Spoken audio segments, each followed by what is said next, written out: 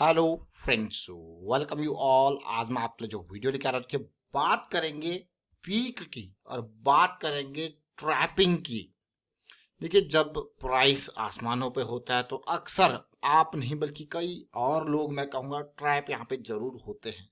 लेकिन जब मैनेज्ड होता है रिस्क, तो भाई रिस्क मैनेज करेंगे तो कहाँ पे एंटर किया जाए, तो एंट्री हमारे लिए बहुत इंपॉर्टेंट हो जाती है। और एंट्री एक सिंगल जोन नहीं, सिंगल एरिया नहीं, बल्कि मैं कहूँगा जोन है, एक एरिया है, एक सिंगल पॉइंट नहीं बल्कि एक एरिया है, एक जोन है। तो चलिए डिटेल में समझते हैं। और जब हम बड़े टाइम फ्रेम्स की बात करते हैं तो कौन से टाइम फ्रेम की वो बात है, किस हिसाब से किस साइकिल को समझना है, उनको डिटेल में समझेंगे। और आगे बढ़ने से पहले मैं आपको बता दूंगा, आपने तक चैनल को सब्सक्राइब नहीं करा तो जल्दी से सब्सक्राइब कर ले, बेल आइकन को प्रेस कर ले, जिससे आपको नोटिफिकेशन आती है। अब जरा ये स्टॉक देखिए, एक बहुत ही बेहतरीन साइकिल स्टार्ट हो रही है। स्टॉक का नाम क्या है, आप जरा देखना और समझना। स्टॉक में एक बहुत ही बढ़िया साइकिल स्टार्ट हो रही है, देखिए, देख रहे हो। तो ये बिल्कुल जड़ है। यहाँ पे क्या होता है, रिस्क मैनेज्ड होता है। तो जैसे अगर मैं यहाँ पे एंट्री कर रहा हूँ तो मेरे पास 7-8 पॉइंट का रिस्क है कि नहीं है। अगर मेरा प्लान फेल हो गया तो मुझे निकलना है। लॉस को सबसे पहले एक्सेप्ट करना है। लॉस को एक्सेप्ट करना सबसे इम्पॉर्टेंट पार्ट है। जनरली होता क्या है, हम प्रॉफिट को जल्दी एक्सेप्ट कर लेते हैं, जैसे एक रैली आएगी हम प्रॉफिट बुक कर लेंगे। लेकिन जब लॉस की तरफ मूव करेगा तो हम डरेंगे। लेकिन सबसे इंपॉर्टेंट पार्ट है, जब प्रॉफिट होता है तो इंतजार, लेकिन जब लॉस यहाँ पे आपको देखने को मिलेगा तो इंतजार नहीं करना है, क्योंकि आपका प्लान फेल हो चुका है। आप अगर 47 पे एंट्री का प्लान बना के बैठे हो और ये स्टॉक 40 पे आ गया है तो इसका मतलब निकलना तय है।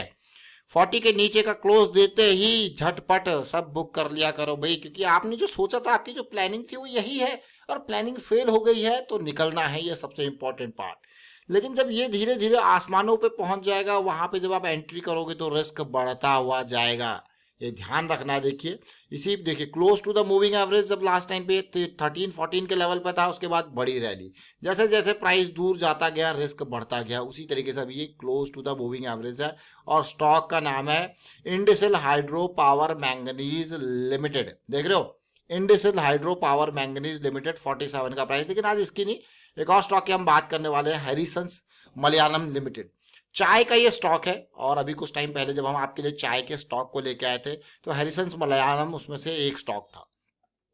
अब हैरिसंस मलयालम आपके पास क्यों आया था, जरा देखना। इसका कारण था आपके पास आने का, इसका मंथली का चार्ट। इसके मंथली चार्ट के बेसिस पे हम और छोटे टाइम फ्रेम पे गए और इसको समझा इस लेवल पे। देख रहे हो, अब ध्यान से समझना। अब हम छोटे टाइम फ्रेम की जा रहे हैं की तरफ जा रहे हैं तो आप रिलेट करोगे।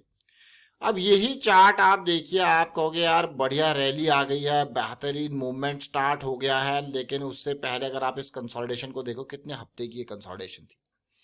130 से लेके 140 की रेंज में कई हफ्ते कंसोलिडेट किया और बेहतरीन 200 SMA वीकली का सपोर्ट लिया। लेकिन और छोटे टाइम फ्रेम पे आना, देखिए हम मंथली से धीरे धीरे करके डाउन जाएंगे, वीकली और डेली पे ये साइकिल बन रही थी।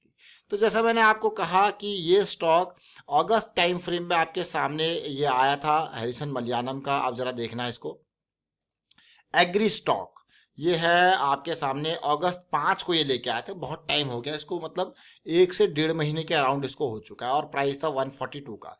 तो चलिए आप ध्यान देना, डेली पे अगस्त 5 की डेट में आपको दिखाऊंगा। ये है, देख रहे हो इस पार्ट को, अगस्त 5 को आप देखोगे तो ये प्राइस है 142 का, 142 का।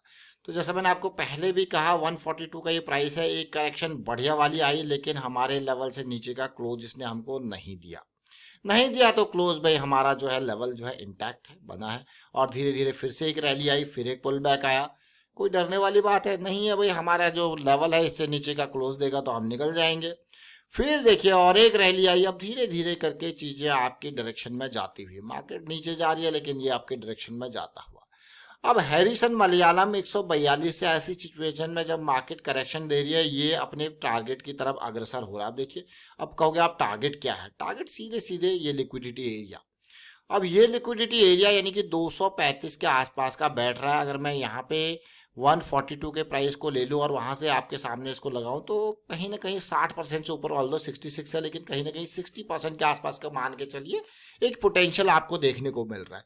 लेकिन रिस्क कितना है यहाँ पे देखिए, 128, 142 से 14 to 15 पॉइंट का। मान लो मैं 1000 शेयर भी इस पर खरीद रहा हूँ तो सीधे सीधे बता भाई 12-14 हज़ार का रिस्क जरूर है। तो इसलिए रिस्क कम है, रिस्क को मैनेज करना है तो पोजीशन का साइज कम करना पड़ेगा। अगर वो 12-14 से 6-7 हज़ार के आसपास के रिस्क की तरफ आना है तो फिर 500 शेयर ही खरीदने पड़ेंगे, और कम रिस्क लेना है तो फिर 250 शेयर ही खरीदने पड़ेंगे। तो ये इंपॉर्टेंट पार्ट है रिस्क मैनेजमेंट का, किस तरीके से पोजीशन साइज को आप रिस्क के बेसिस पे सेट कर रहे हो, तो ये भी रिस्क मैनेजमेंट का पार्ट है।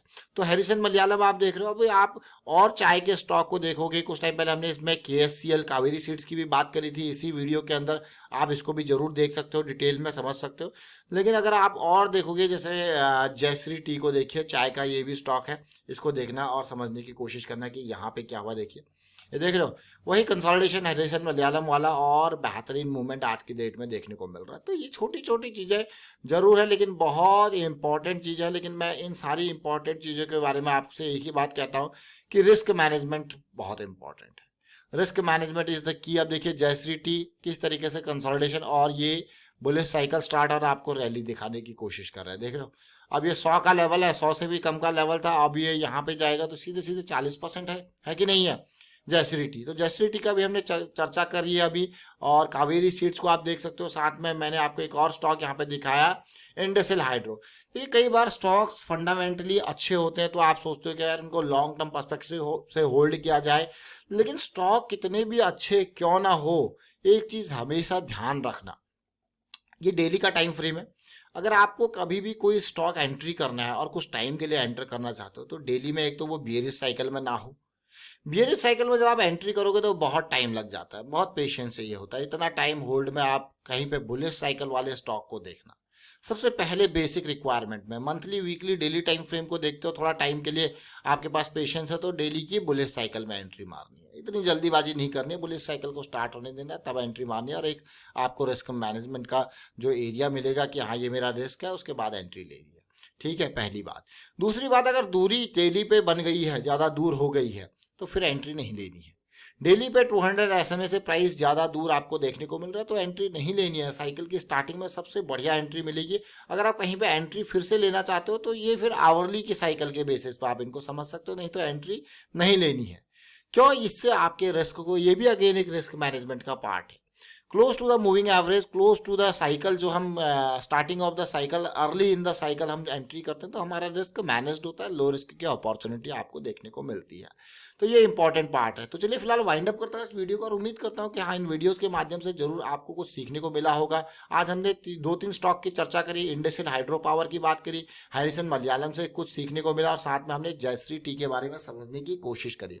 वाइंड अप करता हूँ, वीडियो को शेयर कीजिए और मैं आपको यही कहूँगा प्रैक्टिस जरूर कीजिए। देखिए प्राइस एक्शन की सीरीज अगर आपने अभी तक देखना स्टार्ट नहीं किया तो उसको स्टार्ट कीजिए देखना और प्रैक्टिस जरूर कीजिए। And thank you for watching the video.